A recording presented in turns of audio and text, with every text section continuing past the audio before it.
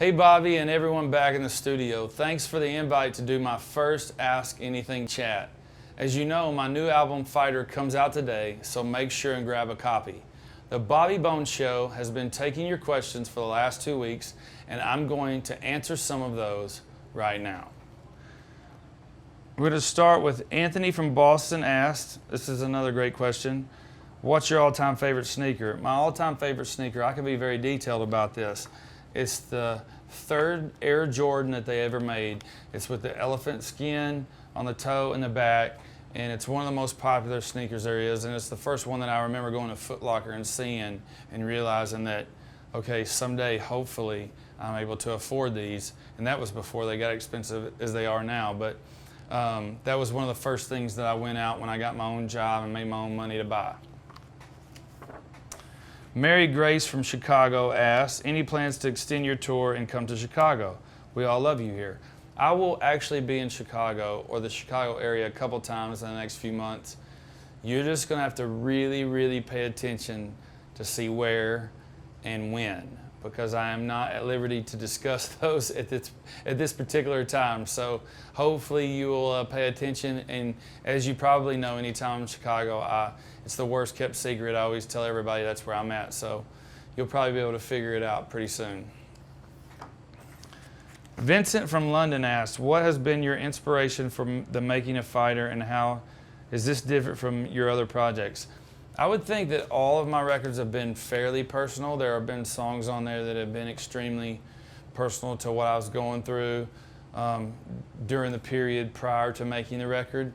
But I feel like this record really started with some very personal songs, and we actually kind of detoured away from that for a while, and then ended up going back in the studio and recording 4 new songs. So it kind of started personally and then ended that way as a result that we ended up recording the song Babies that's on the record, and the last cut on the record, Old Man Symphony.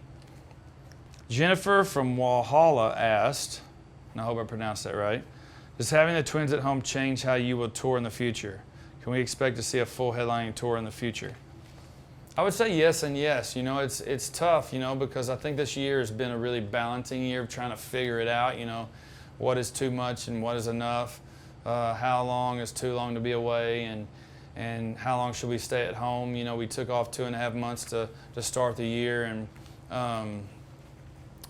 probably won't ever take off 2.5 months off again, but you know, it's bittersweet. You hate to leave home, but you're excited to be on the road. You hate to leave the road, but you're excited to be going home. So it's one of those things that we're definitely kind of trying to figure out what the perfect mix is. Joe from Arlington asked, how do you pick out a tour bus? Well, that would be, in the past, we would just be lucky to have one and very gracious to have one. This was the first year that we had to pick out one, and it's been a train wreck.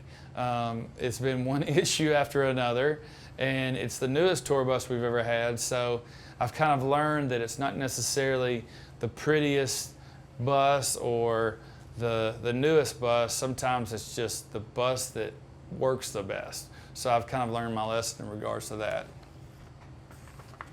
Then from Katie, I believe that's Katy, Texas, Red Sox or Cardinals? Where do you rate getting to sing the World Series in your accomplishments? I'm definitely a Cardinal fan, first and foremost. It's not even close. In 2013, when we lost the Red Sox, I was madder than hell. But I do love the city of Boston. Boston's one of the very first places that we really started going and touring heavily. And I definitely feel like they kind of invested in us and we invested in them, and thus a relationship was really kind of born, and it's just been really, really successful since then. And I've got some really, really good friends that I've developed during my time of going there. As far as the World Series, you know, it was the most nervous I've ever been before performing. I had never sang God Bless America before, and the fact that they ended up winning Game 7 that particular year in 2011 was definitely a dream come true. Cherish, not to be confused with the song from Kool in the Game, from Houston asked, if you could do a Christmas CD, what would be the first song you would record? I did 3 songs before the Christmas lighting service in New York a few years ago, and I asked this question, and I still don't even know if it's the right answer. But to answer your question, it would be chestnuts roasting on an open fire. That would be the first one. Katie from Fort Thomas asked, what TV shows or stations do you watch the most on the tour bus?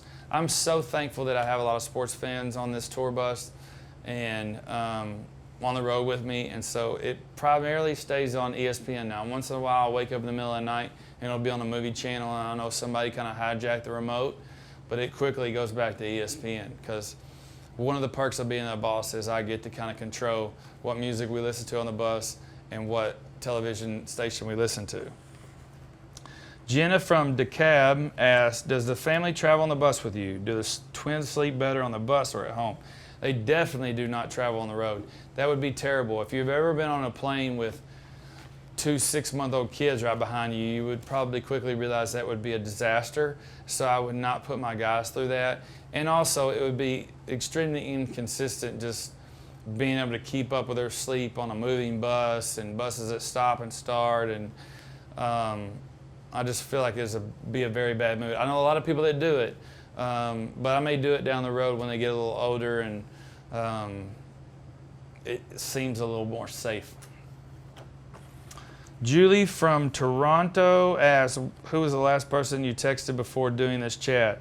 Is your phone always on mute or loud? The very last person I texted was my wife, just to kind of get a feel of where she was at before tonight. And it's always on mute. I never have it on the ringer. In fact, I get so, really ticks me off when I hear people's phone ring in public, because there is that thing called vibrate. Tawny from Greenville asked, what hobby do you always make time for on the road? When I'm on the road, I always watch sports, probably 4 to 5 hours of baseball live a day or a night.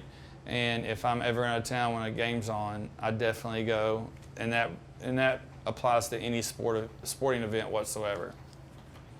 Samantha from San Diego asked, I really like Nights on Fire. How did that song come about?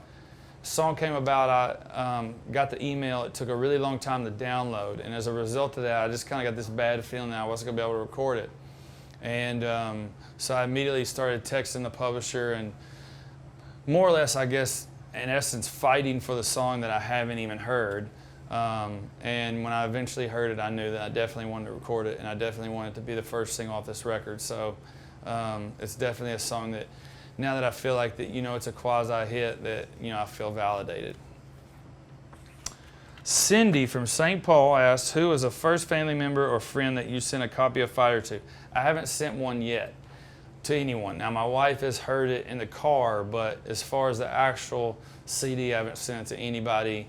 And as far as I know, nobody has heard it other than the people around me that work with me or at the record label. Oh, Ella from Joplin, Missouri, God bless you. How many Cardinals games do you get to go to every year? I try to go to at least one. That is my goal every year.